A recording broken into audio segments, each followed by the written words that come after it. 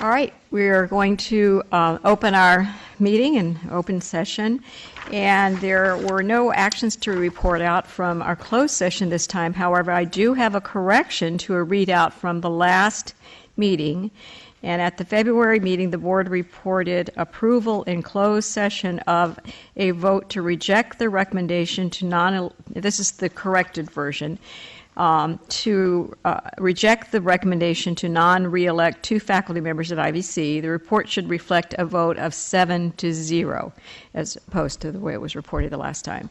The minutes of tonight's meeting will reflect that correction on the readout. Okay? Thank you. And we will now all rise for the invocation by Trustee Wright.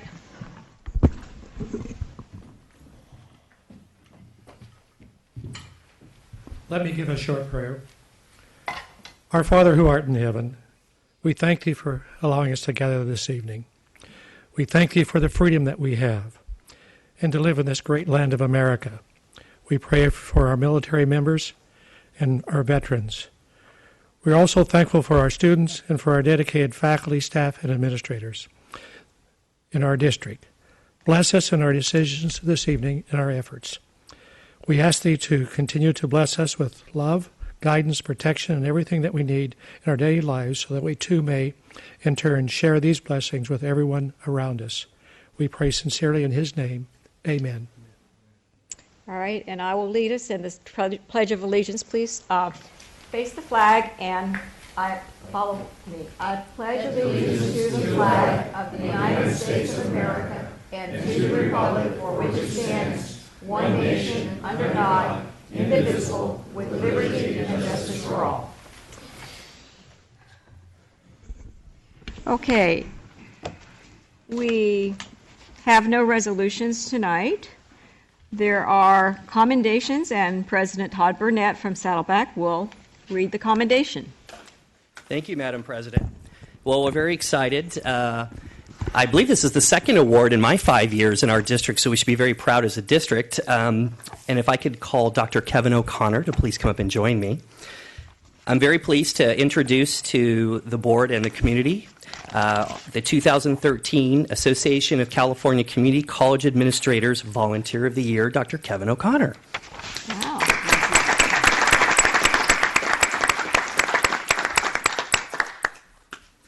Let me tell you a little bit about what ACCCA said about Dr. O'Connor and why he was chosen. They say that he has been the chairperson of the Communications Oversight Commission and editorial board for the last 6 years. More than just an educator and more than just an administrator, he combines the best qualities of both and brings them to bear in a spirit of volunteerism and support currently unmatched within the cadre of volunteers that make up ACCCA. He is greatly respected among his colleagues throughout the state. He brings great ideas to the table, is reliable, and simply joy to be around. He nurtures others and works to bring the best out of everyone he's working with. He believes in helping his colleagues, his college and students, and in ACCCA. He has contributed his valuable time and resources as a board member, a commission member, the treasurer, past president, ACCCA's representative to the Consultation Council, and now as the continuing chair of our editorial board. We are genuinely honored to work with this individual. Congratulations, Dr. O'Connor.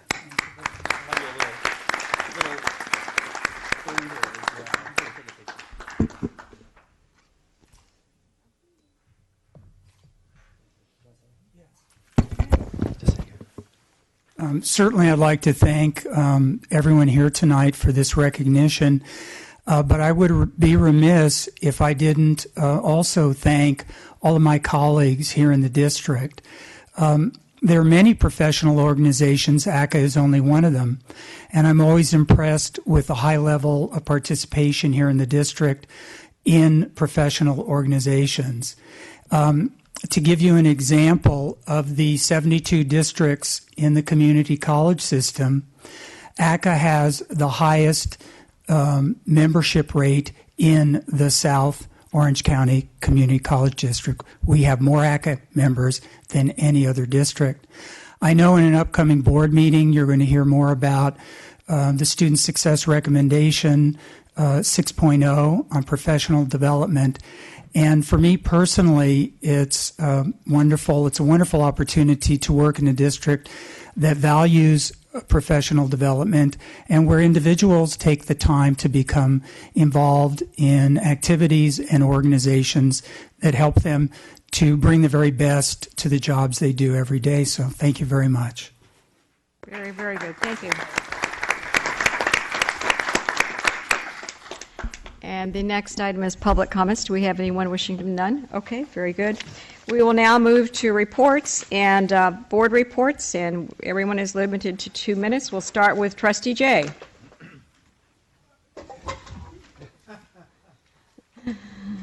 Yes, I'd like to congratulate you on the wonderful job you've done for years at board meetings. I see you at almost every board meeting. It's very rare when you miss, and you certainly put in a lot more time than the average administrator, faculty member, student, anybody appearing here and watching all of the business of the district go by. So thank you very much. Is that it? You finished? That's it, yes. Okay. Trustee Jemal. Thank you. I only had the opportunity to meet you, Professor, recently, and I, from what I can tell, it certainly was probably well-earned and well-deserved. Congratulations again. I had the pleasure of being on Channel 6 in Laguna Woods a couple of weeks ago to represent the district. That was a wonderful opportunity. There's a rich history there in Laguna Woods from the people who live there to the programs we provide. So it was I thank Terry Flugerman for doing a great job prepping me and setting me up for that meeting. It was good to talk about some of the benefits to the district, the benefits to the residents and the taxpayers of what our community colleges provide. So I was able to talk about some of those data points that our graduates earn $400,000 more than high school graduates, the return on investment to the taxpayers, to our community colleges, some 15% back to the taxpayers for what we put into it. So it was a real pleasure to be able to discuss that. Plus, I have my father-in-law who's lived there for 13 years, 92 years old, who's an active participant in the Emeritus program. So it's always a joy to be back there and to talk to the folks directly who live in Laguna Woods. We've also had the opportunity to meet directly over the past month with some faculty and deans and chairs, and I appreciate that opportunity. I think having a dialogue with all of you is important. We may not always agree, but I think if we have a dialogue and we're able to communicate directly, I think we have a better district for it. Thank you. Very, very good. Trustee Milchiker? Okay. Your mic, please. Oh, sorry. Hi. I also wanted to congratulate Dean Kevin O'Connor on... Your mic is not on still. Oh, it's not? Okay. No. Let's see. It's on now, okay? Uh-huh. I wanted to also congratulate Dean Kevin O'Connor on this wonderful award. I attended a number of different events at the colleges. I thought I would just highlight a few of them. One of the things I attended was at Irvine Valley College, the Irvine Valley College Forum, where many of the people in this room spoke on a panel. There was President Rockmore and Dean Fontanella and Craig Justice and Kathy Schmeidler and Dennis Gordon. Half the people in the room were on the panel, and it was very good. And there was a question and answer period afterwards, and I learned a lot of the things that are going on at Irvine Valley College, and that's why I like to attend things like that. And on the same day, I went to the Learning Resource Center dedication at Saddleback College. The Learning Resource Center was actually built in 1973, so it's finally, after 40 years, we've actually changed the library into a learning resource center. The technology is very different now than it was in 1973. And many of you might not remember the way the old library was built. It was built as a fortress on top of a hill, and there was only one window, and the window was in the stacks, behind the stacks upstairs. Now it was renovated through $11 million grant from the state to help us build it, and it has windows everywhere that you could see the beautiful, beautiful mountains outside, Saddleback Mountain, and the trees and the hills. And why they built it with no windows is for speculation, but we have lots of rumors why they did it like that. But now it's open with windows. It's a learning resource center. This was an interesting event. It was like a stationing of a wedding. You started in the second floor, and you had hors d'oeuvres, and had a lecture there about what's going on the second floor. Then you went up to the third floor. You had the main course, and you learned what's going on up there. And then you went down to the basement, the first floor, and we had dessert. And we learned what's going on down there. And we really learned how the students are utilizing the space. There's windows everywhere, inside and out, that really help open the building up and make these students that are learning and using the technology to help them learn better and do better in their classes, and it's really used, and it's really up to date. And it's a wonderful you need to setup. wrap up. Your time is up. So thank you, and there's a few other things I attended, but I will end it at that. All right, thank you. Trustee Prendergast. Yeah, just reiterate the sentiments. Congratulations, job very well done, and it's always nice to get appreciated for that. So enjoy that. And other than that, no report. Okay, very good. I'll be very brief. I remember when you were first hired in this district, and you've come a long way, even though you did move out of my hometown. I forgive you for that. So we're just delighted with your award. So, and I, of course, attended the opening and dedication of the Learning Resource Center, as well as some playoffs for basketball. And it's busy always, but I enjoy everything that I do for the college and the district. So I'll leave it at that, and we'll move to Trustee Wright. My sincere congratulations, Kevin, to you. I mean, this is well-earned, well-deserved, and you certainly epitomize this honor, so congratulations. I've known Kevin ever since he came here, so he's been a good friend and a good colleague. I also attended some basketball games. I attended one at IVC where they played in the playoffs.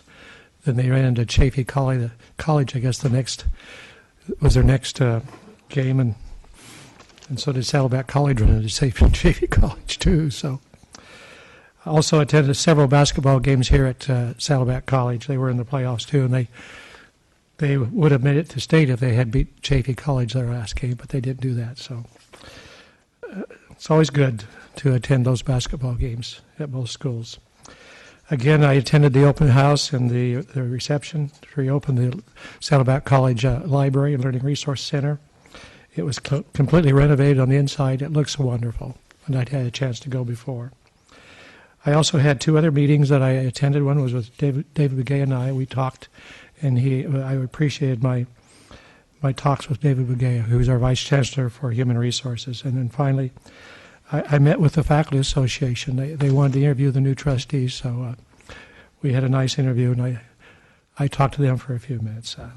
And then finally, I want to just thank both Saddleback College and IVC for their written report on the status of the current partnerships between the two colleges and the business community. I think we're going to have a report this evening, but I want to thank both colleges.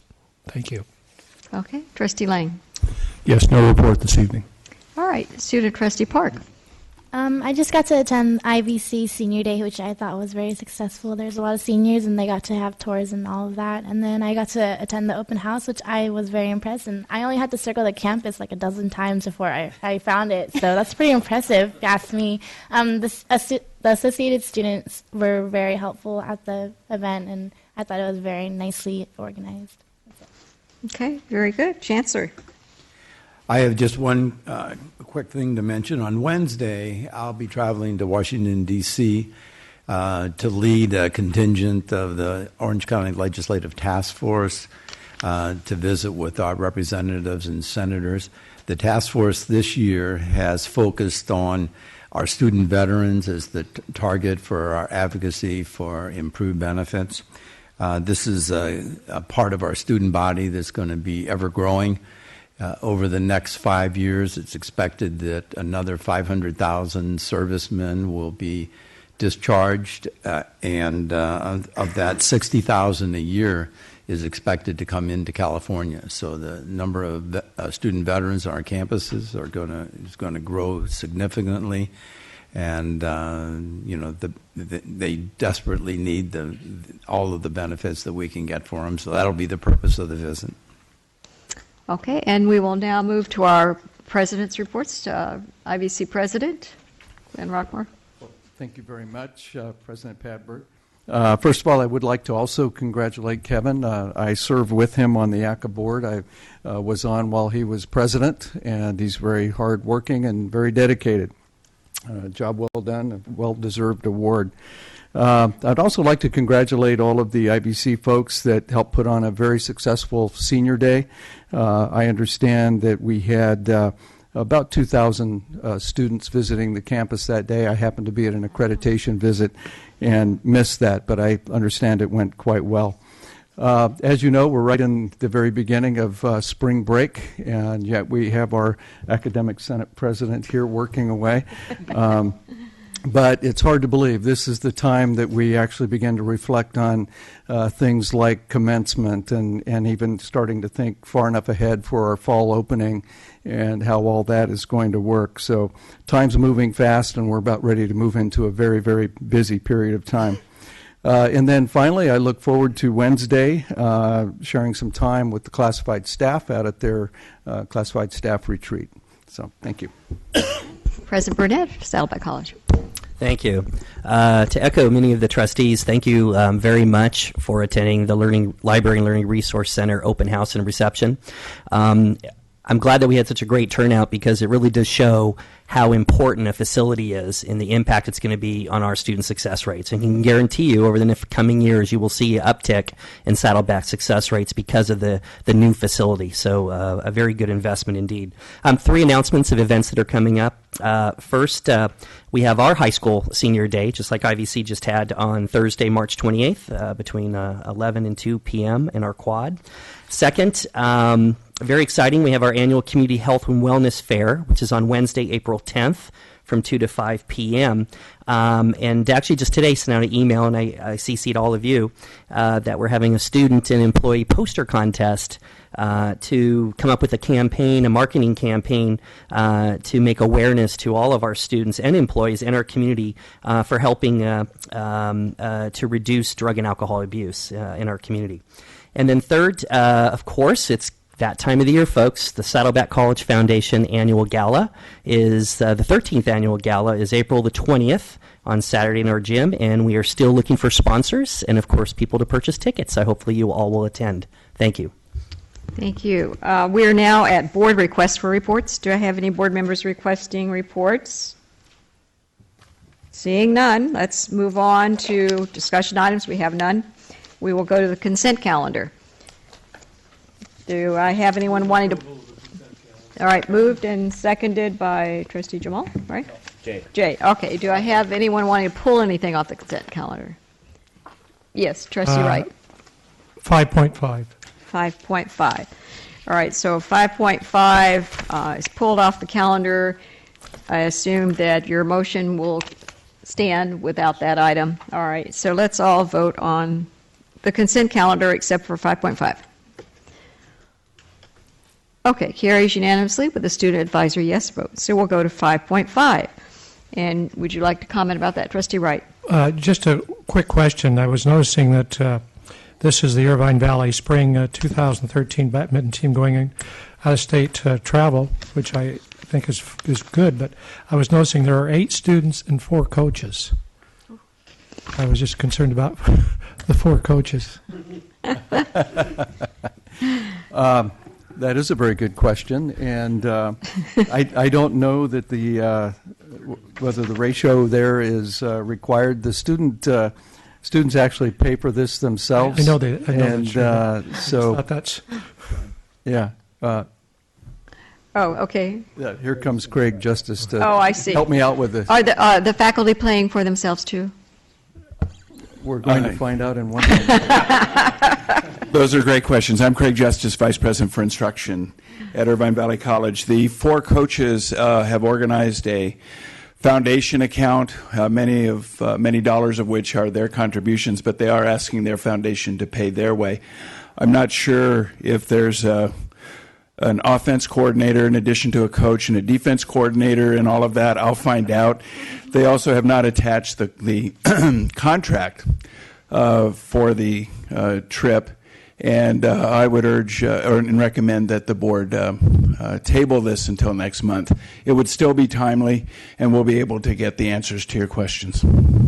Okay. Do I have a motion to that effect? Trustee Wright? Oh. Trustee Jemal moved it. Second. Second by Trustee Wright. He can move it. It's his motion. Don't fight over it. It's okay. All right. Moved and seconded to table. Let's vote on the motion. Carries unanimously with a student advisory yes vote. Very So good. it's We'll have tabled the to answers next month. Thank you very much. All right, so we are now at our general action items, and the first one is 6.1, a 5-year construction plan for the district.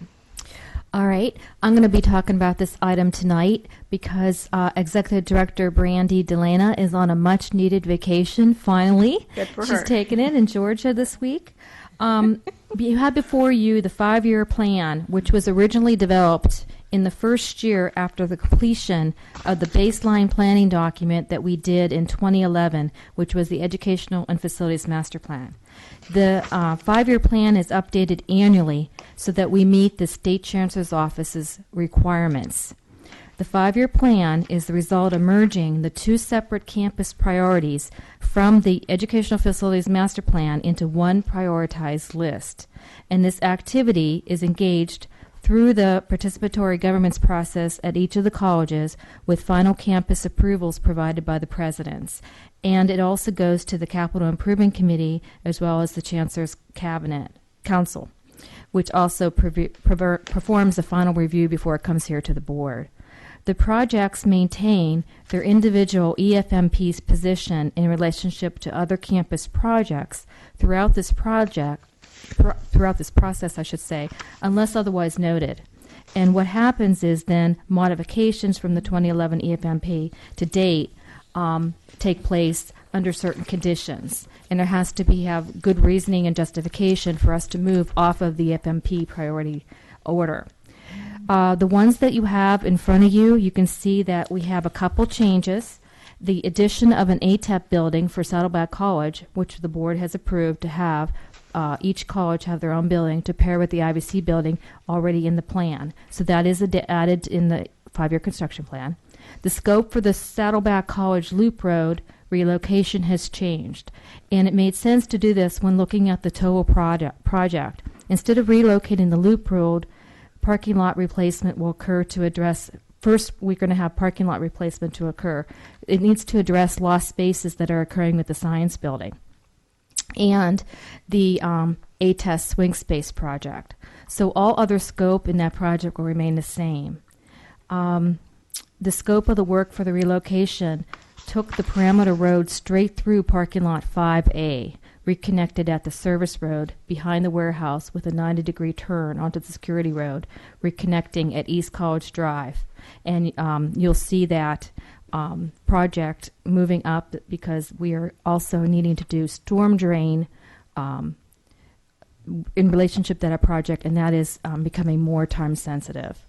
The IVC Fine Arts project is lowered in the priority list to address funding disadvantages that we currently have right now with that for getting state funding, because it's currently determined ineligible for FPP funding based on the new enrollment projections that we discussed at previous meeting. So those are the changes that are on the 5-year plan compared to last year, and we have it presented to you for approval. Okay. Any comments, Trustee Prendergast?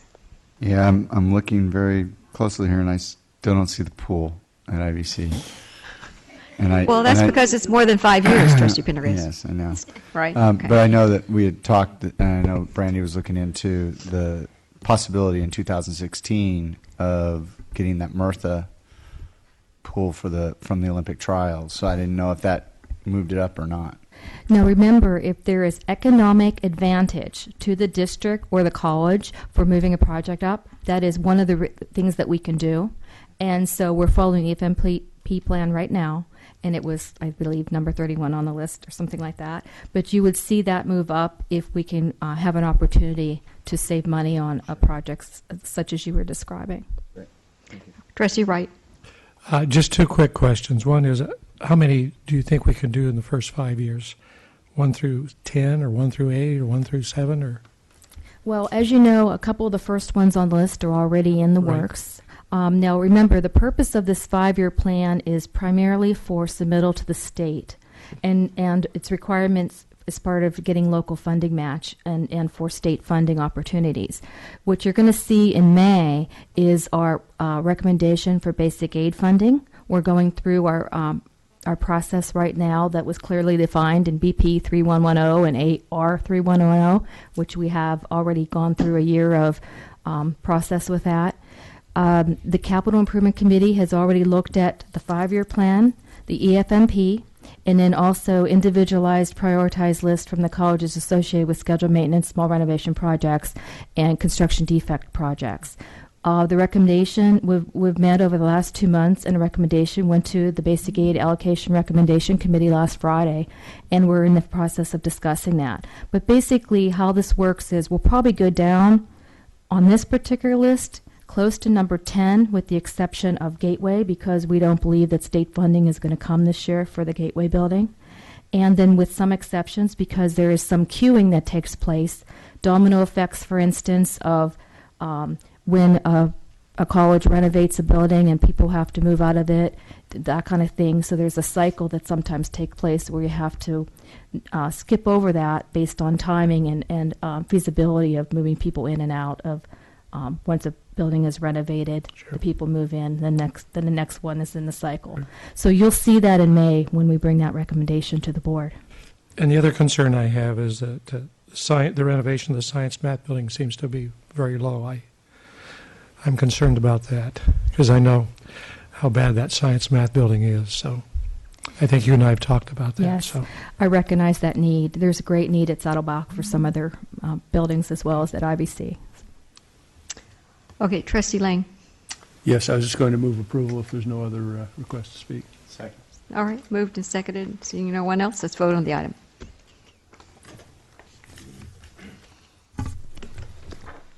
Carries with 1 no vote from Trustee Wright and a student advisory yes vote. All right, we are at 6.2. This is the CCCT Board Election, and whether or not this body would like to recommend or nominate 8 candidates to the Board of Directors. Anyone interested in doing that? Okay, Trustee Lang. Yes, I'd gone through the ballot and selected names of those people that I felt were qualified. Okay. I'm not sure how the board would choose to do this. Trustee Wright. I've also gone through, and I've listed 7. I have 7 people Okay. I'd like to nominate if that's... All right, well, why don't we let's listen to Trustee Lang, and then we'll listen to you, and then we'll see Okay. who we want to go with. Anyone else gone through this and picked up names? Seeing none, we'll start with Trustee Lang. All What right, are so your it names? sounds like Grace is taking notes on this. So I had indicated Diane McKay, Howard Rudd, Louise Jaffe, Susan Keith, Garrett Yee. Go a little bit slower. Louise Jaffe, who was after that? Susan Keith? Susan Keith, Garrett Yee, Jerry Hart, and Linda Wah, I think is how you pronounce that. Okay, so let's hear Trustee Wright's Okay. nominations. The 7 that I had picked were Diane McKay, number 4, Sai Gulasa. The third one would be Louise Jaffe. 6 would be Isabel Veras. Next one would be Susan M. Keith. Next one would be Jerry D. Hart. And the last one would be Linda Wah. Those were the 7 I picked. Okay, so how would you like to proceed? Let me ask the 2 who've made the nomination. Trustee Jay. Yes, I'm going to make a write-in recommendation for Kevin O'Connor. Is he eligible? No, you have to be a board member. You have to be a trustee. I don't think he's eligible. But he appreciates it anyway. Okay, so let me suggest that on the ones where the 2 parties agree, I think we can certainly There are 6 of them. vote on that. That's 6, right? Mm-hmm. Okay. And I guess debate or do whatever you want to with the other one. Can you read those names again because I want to see if they're the same names I Grace have. has the names. Okay, yeah, I made a mark on my, you want to go ahead? I don't have a paper. Okay, I just have my wait. computer. Would you like me to read each person's choices, or just the ones that are in common? There's Let's 5. let's read, if you would mark on your, I don't have a paper. I'm on my computer, so that's but one I'll, of the I'll problems listen. with I'll not listen. having a paper. You can mark it with your little cursor I don't get an on agenda. your I computer. get mine online. Madam Your President, agenda, you can mark it with your little cursor. Go ahead. Madam President, can I Yes. just ask you a quick question? Sure. I'm not familiar with this process. Is it that the board here, we vote for 7 candidates as a board, and then That's right. they move forward to the That's CCCT? correct. Okay. That's correct. Thank you. I mean, we can certainly just vote for 6 if we want, and leave the 7th one vacant. Go ahead, Grace. So the ones that are in common that were voted the same were Diane McKay, Louise Jaffe, Susan Keith, Jerry Hart, and Linda Waugh. Okay. So, Trustee Pendergast. I noticed, so outside of those 5, there are 2 that Trustee Wright indicated are both incumbents. Unless anybody knows them not to be competent or capable, I would say that would make 7. You take the 5 that you have in common and the 2 incumbents that were left out. Yeah, Isabel Didn't we have 6 that were That would 5? be 7. Okay, so we needed 2 more. There were 5 in common, 2 Huh. incumbents. That would be 7. If anybody doesn't have anything else to No. add to that. Yeah, I agree with that because I know Trustee Isabel. Milchiker, wait to be recognized, please. All right, it's your Madam turn President? now. Just a minute, Trustee Jay. Let Trustee Milchiker finish. I agree with that because I know Isabel Barreras, and I think that's a good solution. Okay. Okay, Trustee Jay. Well, maybe a point of order is appropriate here. I'd like to recommend Kevin O'Connor by acclamation, which I believe the board could do. Cannot do that. He's not a trustee. I don't know. That's why I'm asking to determine. He has to be a trustee, Trustee Jay. Has to be a Sorry, trustee. he's All not right. eligible. Yeah, so he wouldn't make it. You can have that in your next career. And I'd like to have one other thing to say. we very often like to have a trustee from representing Orange County. So one of the relatively newer board members might consider running for this board next year, so we could have someone from Orange County. Okay, so I would like to ask the two members who made the nominations if they are in agreement with that. Trustee Lang? I certainly have no problem with supporting Isabel Barreras, Okay. and I'm not sure who the other choice was that was Let's mentioned. see, it was yeah. Yeah. So That's- those would be the 2 Yeah, additional ones. that's fine. I'll support that. All right, right. Well, I will make a motion Okay. that we nominate Diane McKay, number 1. Number 4, Cy Galusa. Number 5, Louise Jaffe. Number 6, Isabel Barreras. Number 9, Susan M. Keith. Number 12, Jerry Hart. And number 15, Linda Waugh. I hear a second? Second by Trustee Wright. So let's vote on the motion. Okay. Trustee Jay, would you like to vote? Okay, Yeah, he I abstained. did. Trustee I Jay voted. abstains, and the motion carries with 6 yes votes and 1 student advisory yes vote. We are now at 6.3, Board Policy Revision, Board Policy 3420, Local Law Enforcement. Who's going to present that? Presented as shown. As shown. No changes. All right, no changes. Okay, moved by Trustee Lang, second by Trustee Wright. Seeing no one wishing to comment, let's vote on the item. Carries unanimously with a student advisory yes vote. We are now at 6.4, Board Policy Revisions, and this is for Trustee Lang moved the item for acceptance of review and study. Seconded by Trustee Wright. Seeing no questions or comments, let's vote on that. Carries unanimously with a student advisory yes vote. 6.5, academic personnel actions. Trustee, okay, no changes from Move approval. Chancellor Bouguet. All right. Do I have a second? Second. Second by Trustee Jemal. All right. Seeing no one wishing to comment, did you have a comment? Go ahead. Very impressed with Your microphone, please. the top of Exhibit A, page 2 of 3, was very impressed with Mr. Mazo's first prize in the I'm a Hog international competition. So just thought I should comment about that. Okay. You really wanted to, huh? Okay. All right, then. Got to make these meetings interesting somehow. Anyone else wanting to comment about that or anything else? Let's vote on the item. Oops, I didn't vote. Carries unanimously with the student advisory yes vote. We are now at 6.6, classified personnel actions. Move approval. Are there any Okay, changes? moved by Trustee Milchiker. Second? Second. Seconded by Trustee Jay. Are there any corrections? No. Okay.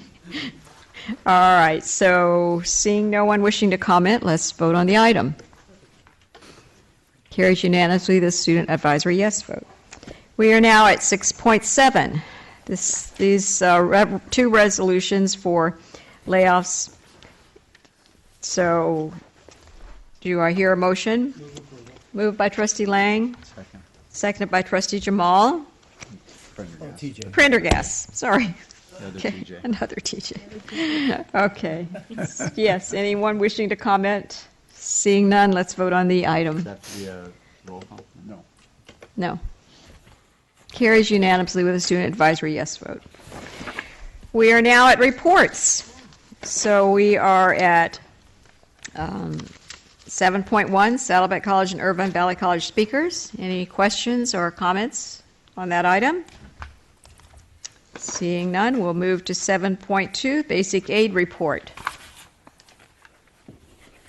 Comments? Trustee Lang. Yes, just real quickly on the basic aid report, I noticed that there was a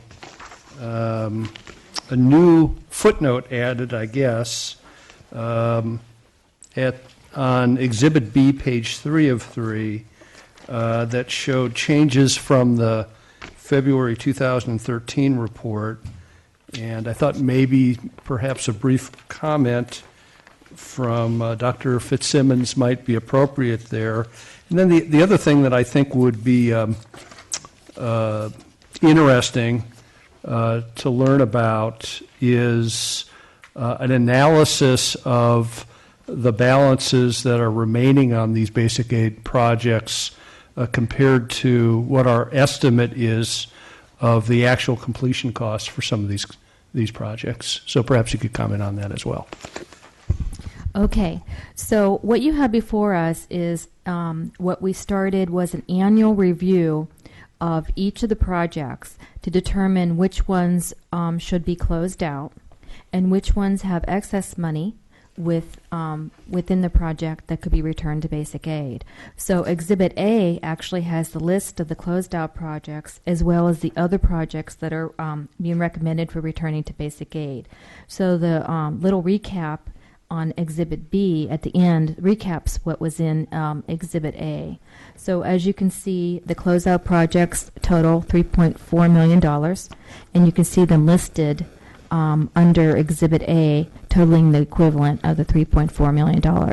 And as you know, we have projects that in some cases have been sitting there longer than the 5 years that we have in our new BP and AR, which we had agreed to, and projects that are closed out and we don't need the funds anymore. The project is done. The other returned funds include a couple instances where we had large capital projects and we fully funded and agreed to at the board to do so in anticipating of getting state funding. And once we put our claims into the state, which is a pretty complicated process to do so, and got our monies returned to us from the state, reimbursed, then we had excess money in those funds to that equivalent amount. So you'll see, for instance, the IVC Life Science Projects is one of those that was state reimbursements we had excess funds in.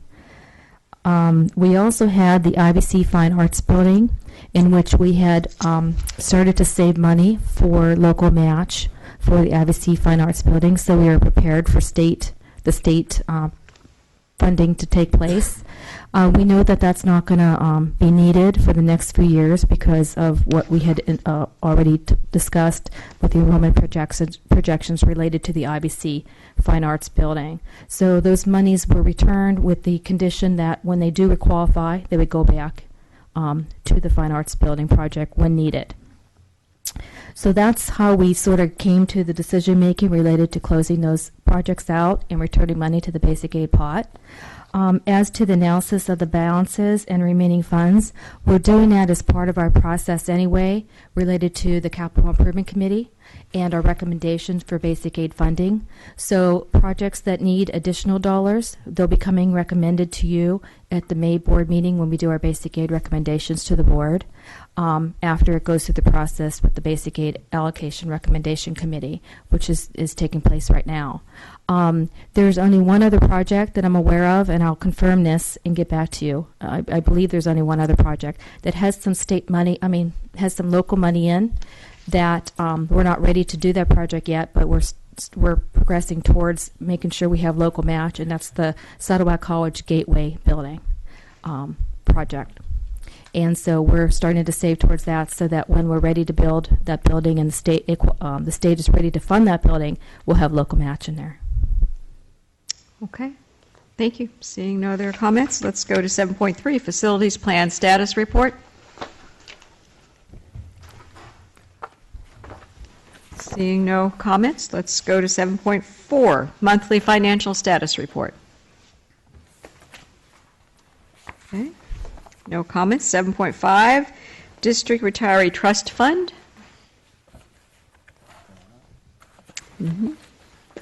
All right. That brings us to 7.6, Saddleback College and Irvine Valley College Business Partnerships Report.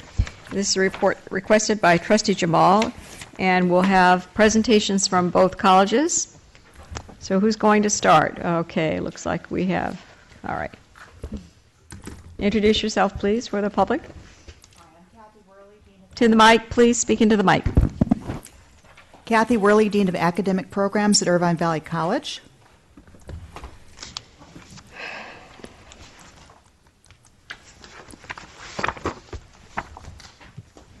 I'm here with Rocky Sifoni, who's going to be co-partnering with me on this report. In the report that you've received, you see that we've got a lot of overlap in the approach to partnership development between both IVC and Saddleback College. Rocky and I will provide an overview and attempt to answer any questions that you might have about the report. IVC's identity has long been that of a premier transfer institution. I think that was the focus when the college was formed, but more recently under Dr. Roquemer's leadership, career and technical education has become an institutional priority, not just given lip service in the mission statement, but also a very prominent place in our strategic plan. IVC's moved to a decentralized model of CTE, or career technical education, accountability and responsibility. And I currently have the workforce and economic development function as part of my job responsibilities, even though it's not officially in the title. Titles were getting outrageously long. So we have this distributed responsibility for partnership development, and each administrator is responsible for collecting information about contacts and sharing them with other members of the community. And it's not just within our own college. We also share across the college.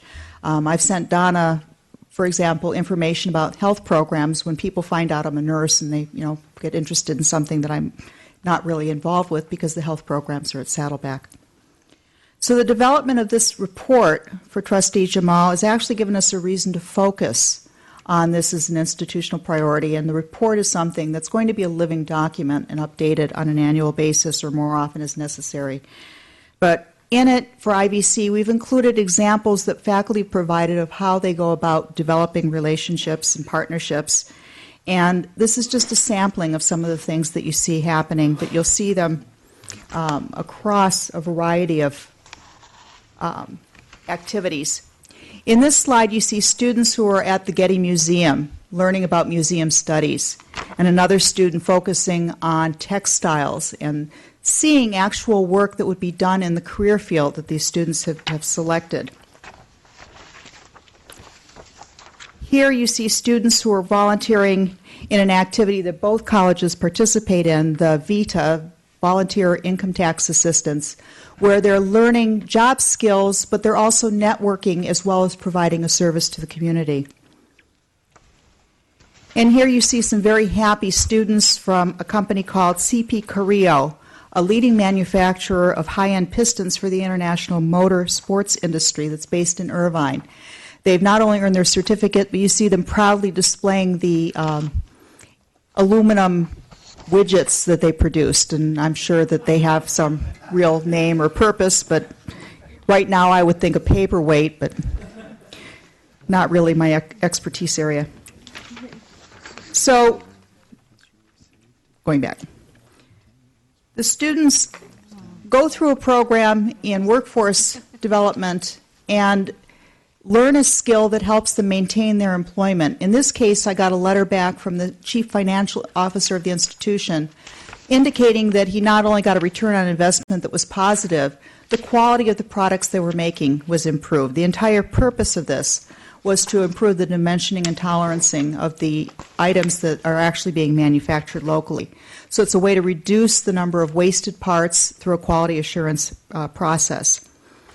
Other things we're working on at IVC include the development of a formal partnership with a nationwide job provider, something we need because we don't really have a lot of emphasis in that function, and we're also working to create public-private partnerships that will allow us to co-locate education and business in a collegiate business park environment.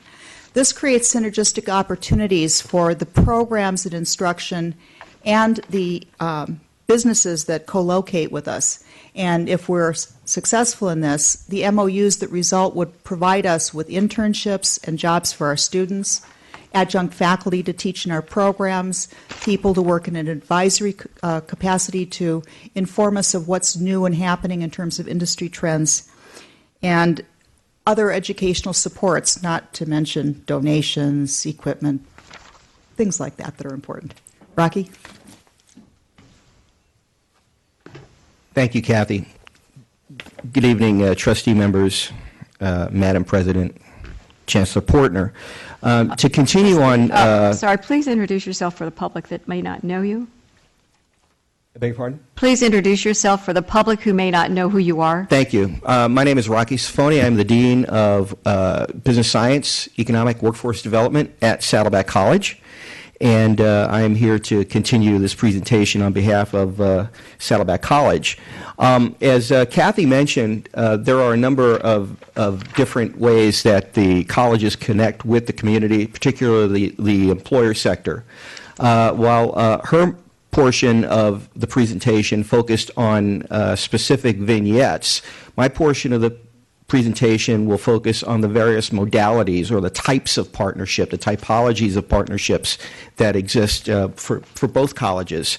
No specific formula really connects our colleges to the business community, business and industry, but rather those kinds of connections are really fostered through the deep personal and professional relationships that are forged between the faculty, the administration, and the employer sector.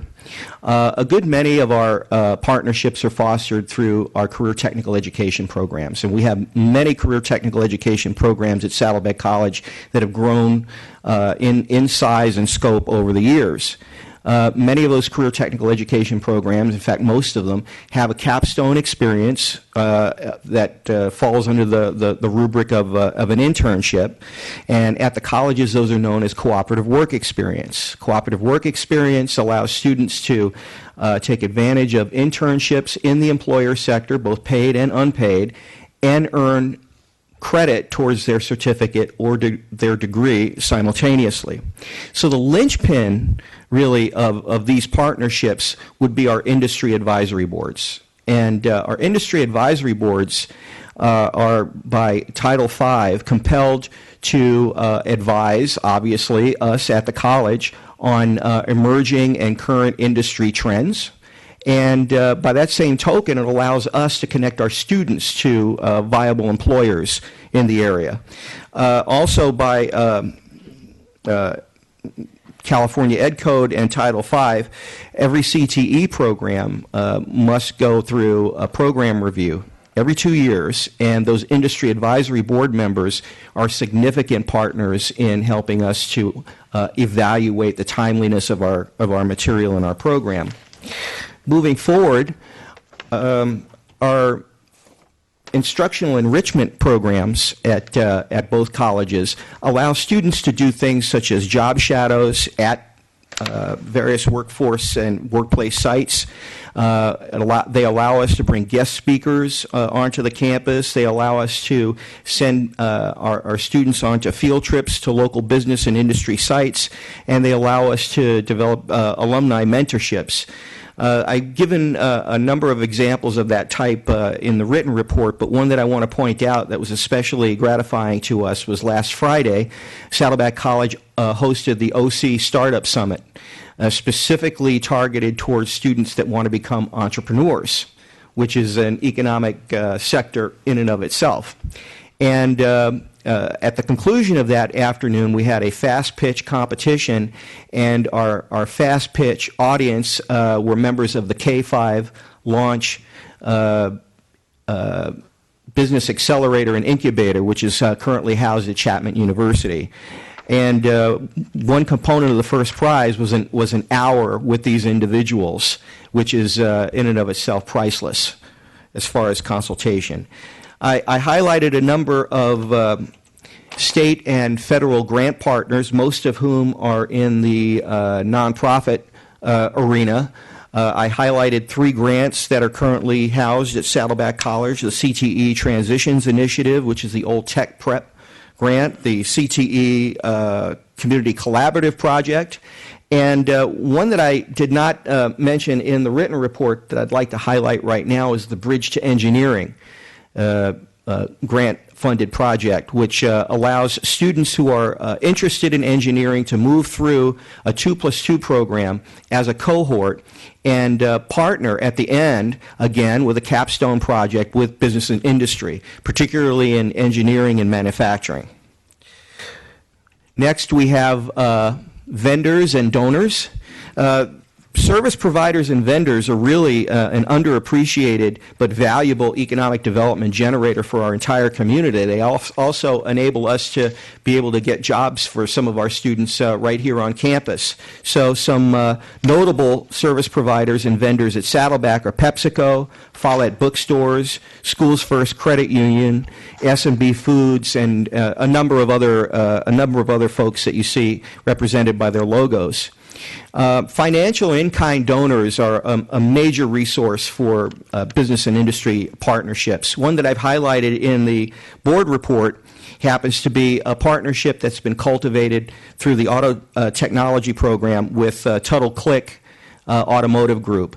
They not only donate $50,000 annually, but they place a high number of our automotive technology students in CWE internship experiences, mostly paid internships, that invariably turn into permanent positions.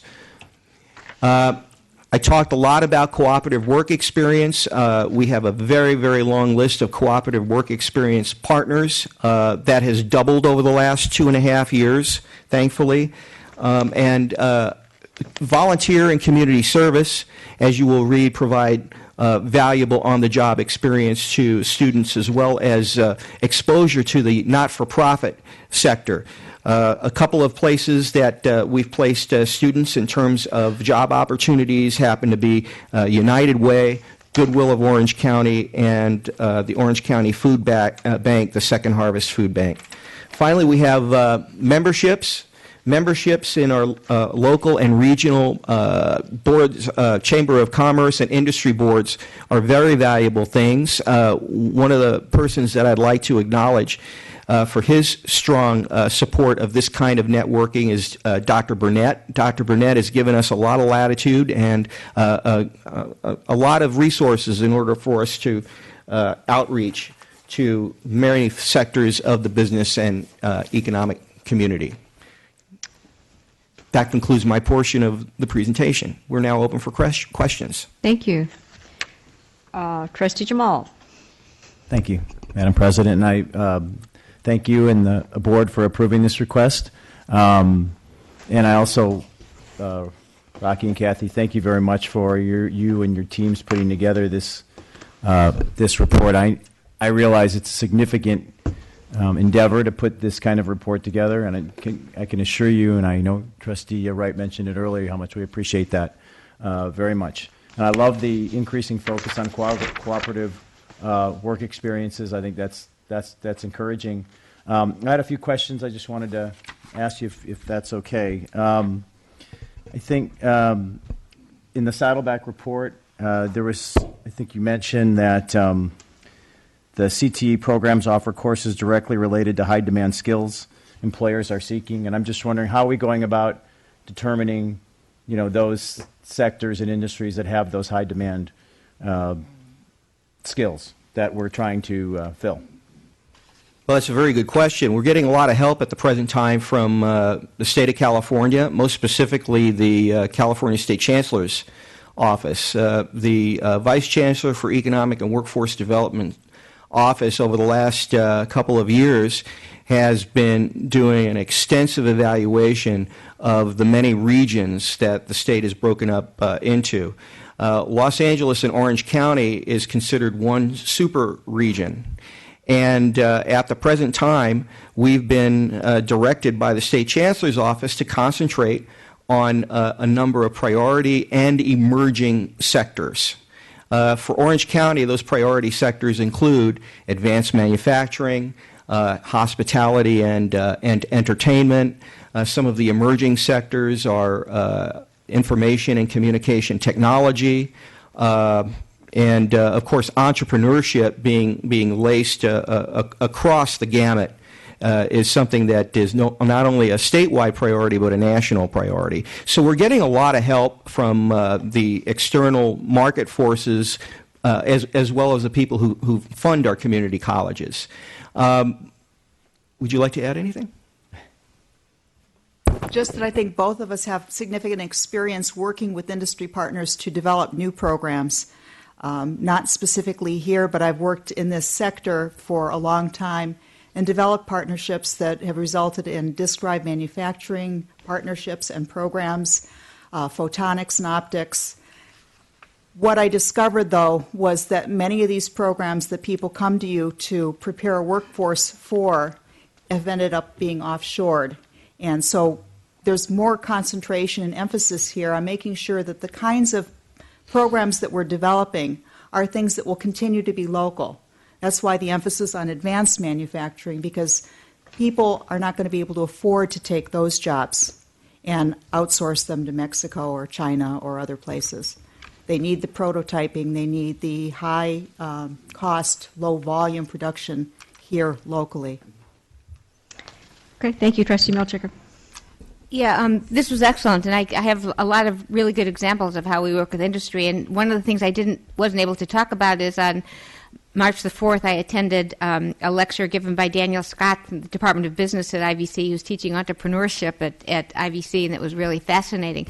What I was going to ask about is the Irvine Spectrum is an incredibly wonderful area, which is high-tech, Broadcom, incredible number of industries there.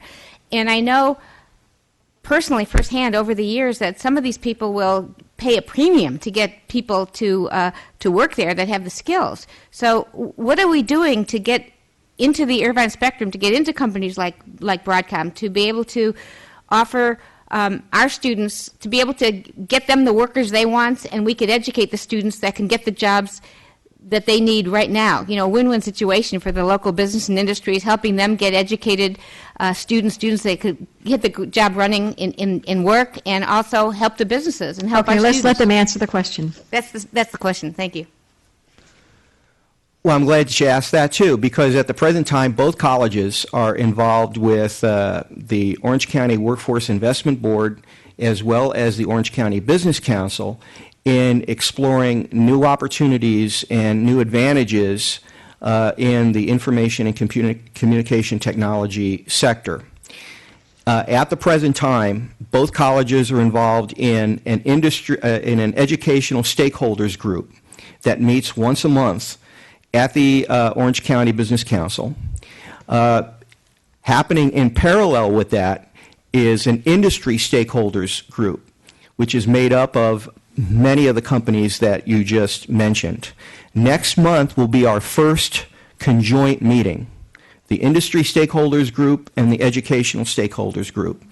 And at that point, we will merge our needs lists and see wherein we can get financing, get focus, and generate new, more meaningful partnerships to place some of our students in just the very sector you mentioned. Okay, thank you. Okay, thank you, Trustee Jemal. Thank you, Madam President. I just have two more questions.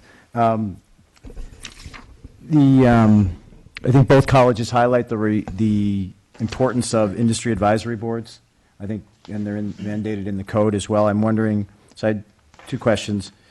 How do you think we can bolster recruitment and deepen the involvement of industry members into these advisory boards? And then final question from my part is, what is your biggest challenge to developing more meaningful business partnerships? What are your biggest challenges? Okay, with the advisory committees, typically we work with people that are interested in our programs that we've established a relationship with, typically from the faculty who are in that program. And those partnerships are built upon the relationships and, you know, the kind of job placement, job shadowing, internships that they may have already worked out. When you're trying to start something fresh, something that you haven't really worked before, you can do cold calling, and from my experience, you can do it until you're blue in the face and really not make inroads. The direct referral is probably the best and most successful route. And so if you have industry partners that you would like to refer to us to talk with, that's something that we would be most appreciative of. I think that's a very successful way of getting those partnerships. New programs take on average a year to 2 years to develop and flesh out by the time you go through all the approval processes. But both colleges have the wherewithal to do contract education and training almost immediately. I mean, we can start working on planning a curriculum for So that's you're talking just-in-time about skills. custom training, right? Yes, almost immediately. Yeah, I would echo that. One of the more utilized methods of developing newer programs would be to incubate them in a not-for-credit or fee-based certificate, that is an industry-recognized certificate program. Run it up the flagpole, so to speak, and gauge not only its meeting of the needs of our community, but whether or not it actually closes an employment gap. Thereafter, we could consider very carefully integrating it into the for-credit program, since, as you just heard, it takes a little longer to get that curriculum up and running. As I mentioned at the top of my comments, a good many of our partnerships, a great majority of them, are based on very, very close personal and professional contacts that are nurtured over the years. That Tuttle-Click contact is priceless because people like Clifford Meyer and Don Taylor, who's the dean of that area, really focus on maintaining that relationship. I could speak for our area in terms of the entrepreneurship movement and our ability to go out into the community and recruit people like K5 and the Tech Coast Angels to come to our event.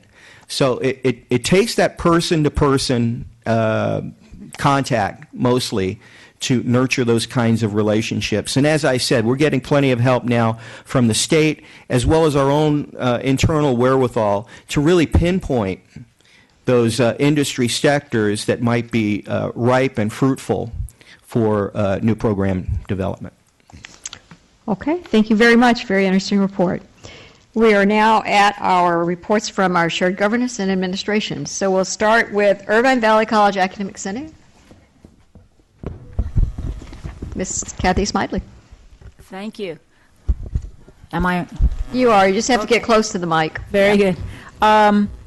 Well, I'm here. I guess that's the beginning of my report. On spring break. On spring break. Okay. Roy and I are here. I also would like to tell you a little bit about Senior Day at IVC. It was I'm wearing my T-shirt to advertise it. It was very successful. I'm not sure what the final count was, but it was something like 2,000 or 2,500, wasn't it? Students who came to visit. There were also parents and teachers and guidance counselors and all manner of other people who came to visit our campus. Faculty members, staff members, administrators were wandering around introducing themselves. There were booths all over the place with people sitting there to tell students about programs and clubs and student services and again, all the diversity of offerings that we have besides our in addition to our academic programs, but of course our academic programs as well. And so it was really a campus-wide effort, and I think a very successful one. I did a presentation in a classroom at one of our local high schools and was told by the teacher who had come last year, this was before Senior Day, that she had brought her class to several different Senior Day-like events at different colleges, and that Irvine Valley College was far and away the best. Wow. So here we have it from a class of students.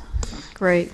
The other thing I just wanted to bring to your attention is that our faculty at both colleges are involved in lots of shared governance committees, mostly at the college, but in addition, there are lots of district-wide committees, many more than there were even shortly ago, and I'd like to thank the Chancellor for establishing those and making them open to faculty members to participate in.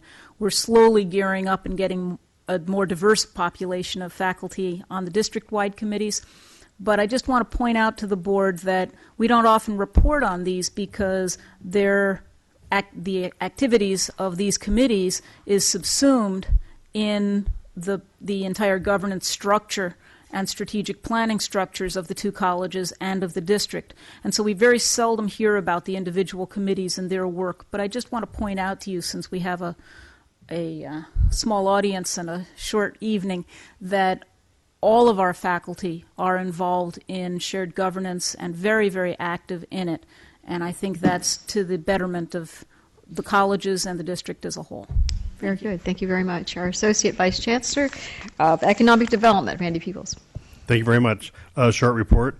For the Advanced Technology and Education Park, I have a good progress report regarding negotiations with the City of Tustin for the land exchanges and future site development.